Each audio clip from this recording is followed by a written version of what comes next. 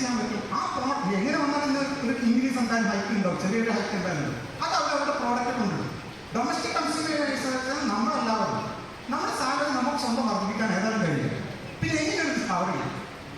അതൊരു ചോദിച്ചതിനായിട്ട് അവനെ അടങ്ങാറ്. താഴെ തട്ടിലുള്ള ആൾക്കാർ വളരെ കഷ്ടപ്പെടും. കുറച്ചെങ്കിലും ഇതിലുള്ള കയ്യിൽ കാശുള്ളവർ അവസ്ഥ.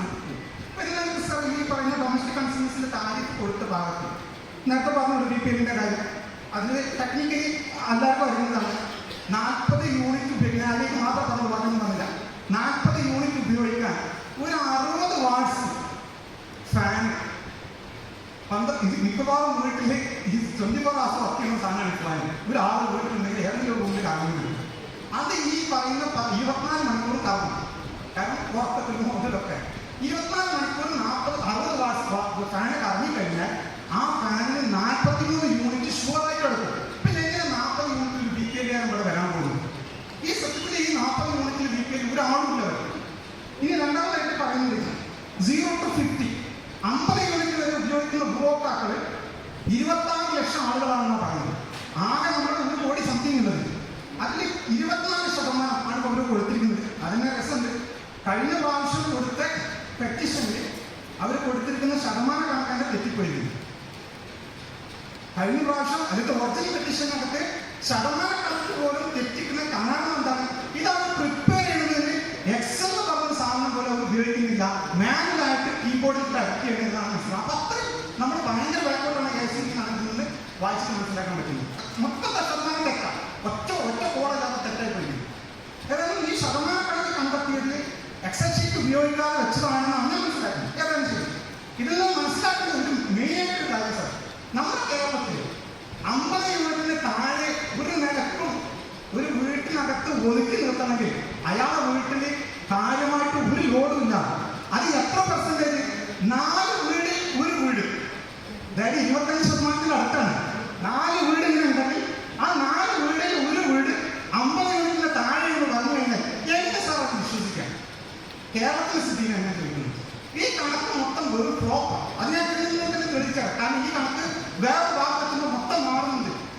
ഈ പറയുന്ന കണക്ക് LT ഡൊമസ്റ്റിക് താരിഫിന്റെ കാര്യം പിന്നീട് ഇവിടെ പറയുന്നുണ്ട്. എപ്പോഴും മീറ്റർ മാറ്റി വെക്കുന്ന കേസിൽ വരുമ്പോൾ ഈ കണക്കൊക്കെ തല ചെയ്യുന്നുണ്ട്.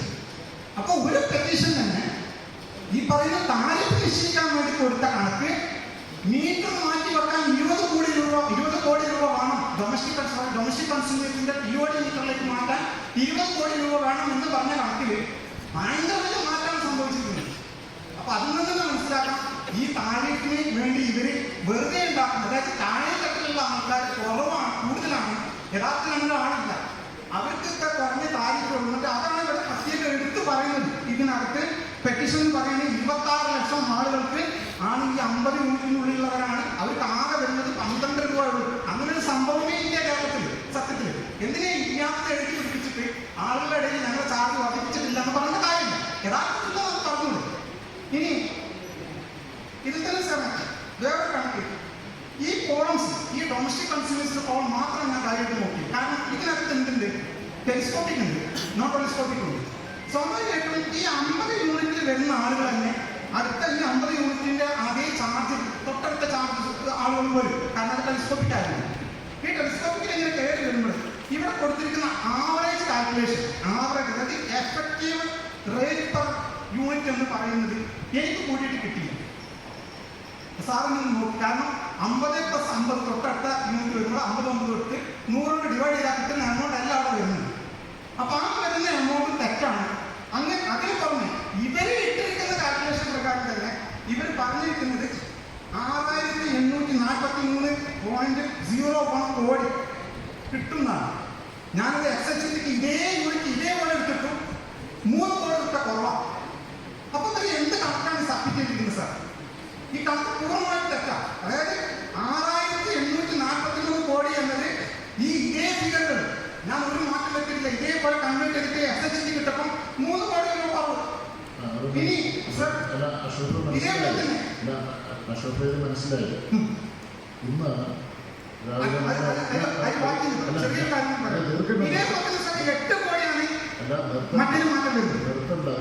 ഒരു കമന്റ് പറയാനാണ്. ഇവിടെ രാവിലെ കൃത്യം 11 മണിക്ക് ഇവിടെ തുടങ്ങുന്നത്. ഇപ്പോൾ 5:55. 45-ാമത്തെ ആളാണ് അഷറഫ്. 45-ാമത്തെ ഞാൻ ഓരോരുത്തരും പറഞ്ഞ് ഞാൻ കുറിച്ച് വയ്ക്കുന്നതാണ്. അത് ചുരുക്കണമെന്നല്ല പറഞ്ഞത്, പക്ഷെ പറഞ്ഞതിൽ വസ്തുതകൾ പബ്ലിഷ് ചെയ്തത് എടുത്ത് പഠിച്ച് പൂർണ്ണമായി സംശയത്തോടെ ഇതിലേക്ക് ഹിയറിങ്ങിന് വന്ന ഏക വ്യക്തിയാണ്. അല്ല, ഞാൻ പറഞ്ഞത് അങ്ങനെ കുറേ കൂടെ ആളുകൾ ഉണ്ടായാൽ സ്വാഭാവികമായിട്ടും അവരെല്ലാവരും ഇന്ന് വിഷണ്ണരായിരുന്നു കേൾക്കുമ്പോൾ അവർ കൂടുതൽ പഠിക്കും, കുറച്ചുകൂടെ ഗൗരവത്തോടെ പഠിക്കും. പക്ഷെ നമ്മളിവിടെ എന്താ നടന്നത്? കോലാഹലങ്ങളും ആക്ഷേപങ്ങളും. മനസ്സിലായല്ലോ? ശരി, തുടർന്നു. അശോകന് പറയാൻ $7,112 കോടി എന്ന് പറയുന്നത് എക്സലിലേക്ക് ഇതേ ഫിഗറിൽ കാൽക്കുലേറ്റ് ചെയ്തപ്പോൾ എനിക്ക് കിട്ടിയത് 8 കോടി രൂപയുടെ കുറവാണ്. അപ്പൊ ഈ കണക്കുകൾ സത്യം പറഞ്ഞാൽ ഇവർ നോക്കിയിട്ടല്ല ഇത് ചെയ്യുന്നതെന്നുള്ളത് പൂർണ്ണമായിട്ട് മനസ്സിലാക്കണം. 8 കോടി രൂപ ചില്ലറ കാശാണ്. അത് ഒന്നും അല്ലാതായി പോകും. ഒരിക്കലും വലിയ എമൗണ്ടാണ് പോയത്. ഇനി അത് മാത്രമല്ല, ഞാനത് അടിച്ച് ഈ എക്സൽ ഷീറ്റിൽ ആക്കിയതിന്റെ കയ്യിലുണ്ട്. ഇതിനകത്ത് ഞാനാ പറയുന്നത് പോലെ അവർ പറയുന്ന എമൗണ്ട് 269 കോടി രൂപ ഇതിൽ നിന്ന് സമ്പാദിച്ചു എന്നാണ്. അതായത് എക്സ്ട്രാ റവന്യൂ കണ്ടെത്തി, അഡീഷണൽ റവന്യൂ. എന്നാൽ ഇവർ പറയുന്ന ഈ ആവറേജ്, അതായത് എഫക്റ്റീവ് എന്ന് പറയുന്ന കാൽക്കുലേഷൻ എന്റെ അഭിപ്രായത്തിൽ തെറ്റാണ്. അത് എങ്ങനെയാണ് അവർ എടുത്തത് എന്നുള്ളത് എനിക്ക് മനസ്സിലായില്ല. കാരണം 3.25 പ്ലസ് 0.05/2 എന്നതാണ് വേണ്ടത്. അതിനെ കൊടുത്ത് തന്നെ കിട്ടുന്നത് ശരിക്കും 3.57 അല്ല യൂണിറ്റ്. എഫക്റ്റീവ് യൂണിറ്റ് വരുന്നത് ഇവിടെ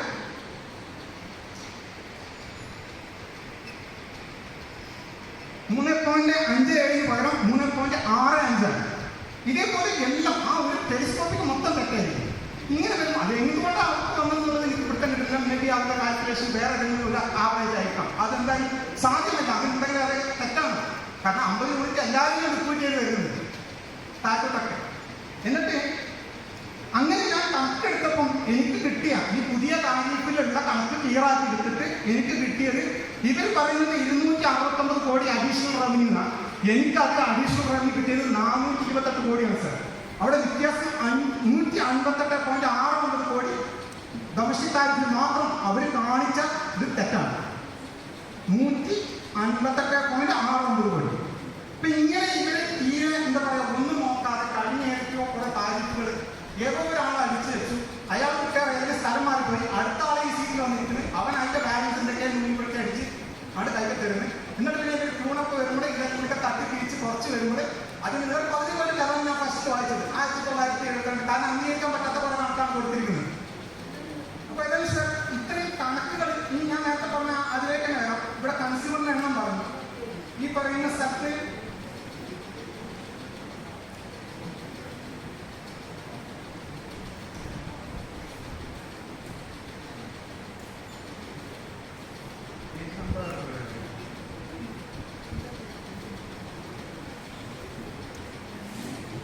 ഒരു കണക്ക് ഇതിന്റെ 96-ാമത്തെ പേജിൽ കൊടുക്കുന്നു. ഇവിടെ പറഞ്ഞത് ഫസ്റ്റിൽ പറഞ്ഞ ഈ ഡൊമസ്റ്റിക് താരിഫ് നിശ്ചയിക്കുന്നോട്ട് 250 മുകളിൽ യൂസ് ചെയ്യുന്ന ആളുകൾ അത് നോൺ ടെലിസ്കോപ്പിലേക്ക് പോകുന്നവരാണ്. അതുകൊണ്ട് അത് ഇനി വേറെ ഒന്നിലേക്ക് ഷെയർ ചെയ്യുന്നില്ല. അത്രയും കറക്റ്റായിട്ടുള്ള ഫിഗറാണ് അവിടെ. അപ്പൊ ഈ നോൺ ടെലിസ്കോപ്പിക്കിലേക്ക് വരുന്ന ആളുകളുടെ എണ്ണം ഇവിടെ കാണിച്ചിരിക്കുന്നത്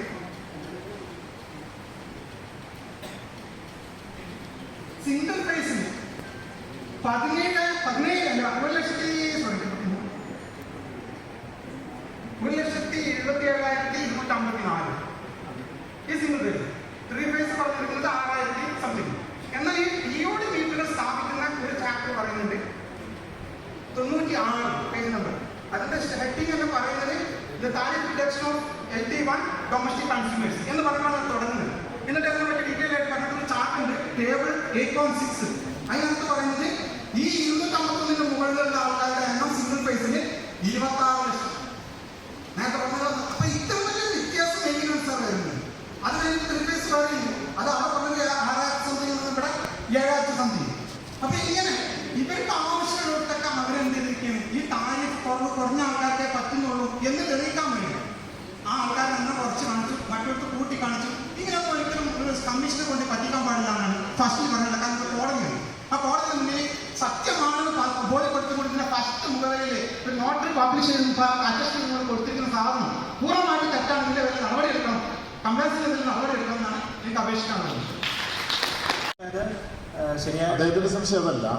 നിങ്ങളുടെ ഡേറ്റയിൽ പല അനക്ഷറുകളിലും ഒരേ സംഭവങ്ങളുടെ ഫിഗേഴ്സ് ഇൻകൺസിസ്റ്റന്റ് ആയിട്ടുണ്ട് എന്നുള്ളത് ഞാൻ നോട്ട് ചെയ്തതാണ്.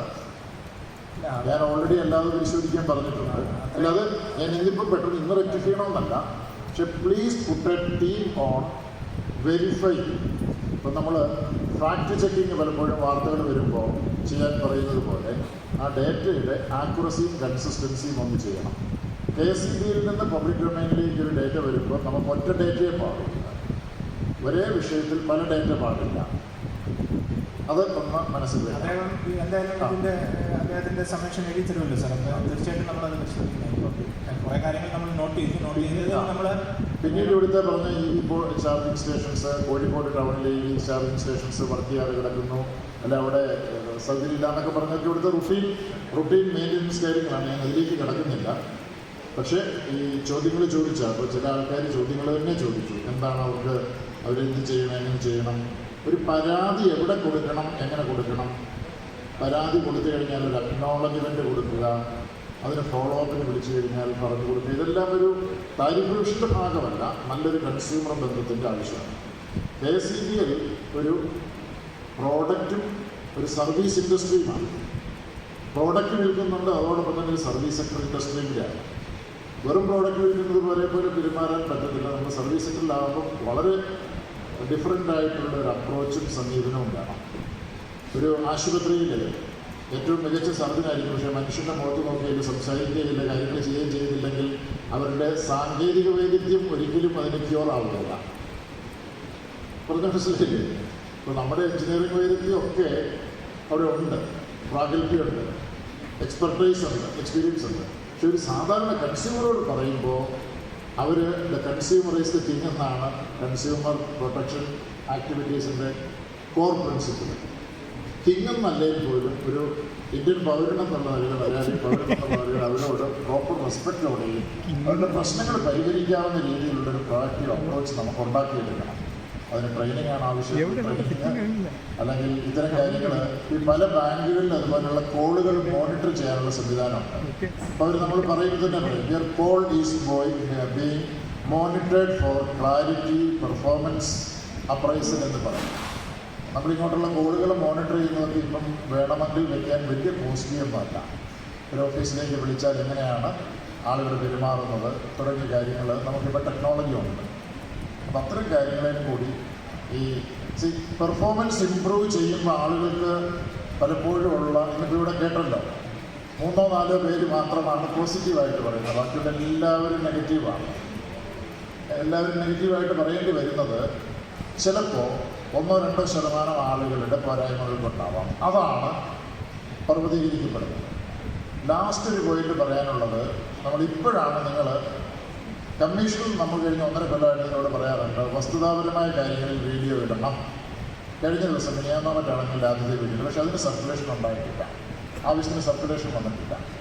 അപ്പോൾ ഈ എന്താണ് fuel surcharge, deposit, auto debit of surcharge, അതേപോലെ meter rent, GST on meter rent തുടങ്ങിയ കാര്യങ്ങൾ എന്താണെന്ന് ഔദ്യോഗികമായിട്ട് ആധികാരികമായിട്ടുള്ള വിവരങ്ങളുടെ അഭാവത്തിലാണ് തെറ്റിദ്ധാരണകളും അസത്യങ്ങളും അവർ മനസ്സിലാക്കിയ രീതിയിലുള്ള സോഷ്യൽ മീഡിയ വരുന്നത്.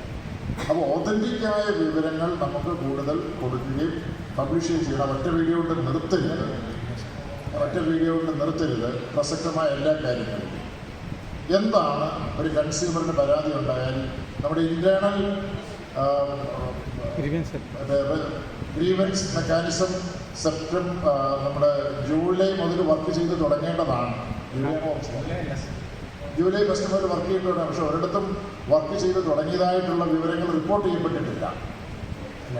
അല്ല, ഇന്റേണൽ ഗ്രീവൻസ് മെക്കാനിസം ഉണ്ടായിരുന്നുവെങ്കിൽ, അത് പരസ്യപ്പെടുത്തിയിരുന്നുവെങ്കിൽ ഇന്ന് കേട്ട പല പരാതികൾക്കും നമുക്ക് പരിഹാരം ഉണ്ടാക്കാമായിരിക്കും. ആൾക്കാരെല്ലാം ഒന്ന് പരാതി പറയുന്നത് എന്തുകൊണ്ടാണ്? അവരുടെ പരാതി സ്വീകരിക്കുന്നില്ല, മാറ്റിവെച്ചു, ഏത് പരാതി കിട്ടിയാലും ഒരു അക്നോളജ്മെൻറ്റ് കൊടുക്കാനും അതിനൊരു നമ്പറോ വല്ലതും നിങ്ങളിട്ട് കൊടുക്കാനും അതിനൊരു റെസ്പോൺസ് കൊടുക്കാനൊക്കെ ഉള്ളൊരു സംവിധാനം നിർബന്ധമായിട്ടും ഉണ്ടാവണം. അത് ടാരിഫ് റിവിഷൻ്റെ ഓർഡറിൽ ഞങ്ങൾ ചേർത്ത് തരുന്നതുകൊണ്ടല്ല, ഒരു നല്ല പൊതുമേഖലാ സ്ഥാപനം എന്നുള്ള നിലയിൽ നിങ്ങൾ ഒത്തിരി ഇമ്പ്രൂവ് ചെയ്തിട്ടുണ്ട്. പക്ഷേ വടക്കൻ കേരളത്തിലേക്ക് വരുമ്പോൾ അതൊരു അത്രയങ്ങോട്ട് ജനങ്ങളിലേക്ക് എത്തി വരുന്ന സംശയം തോന്നുന്നു. ശരിയാണോ എന്ന് പറയുന്നത്, പക്ഷേ സംശയം തോന്നുന്നു. അതാണ് അവിടുന്ന് ആളുകൾ പ്രകടിപ്പിച്ചത്. ഓക്കെ.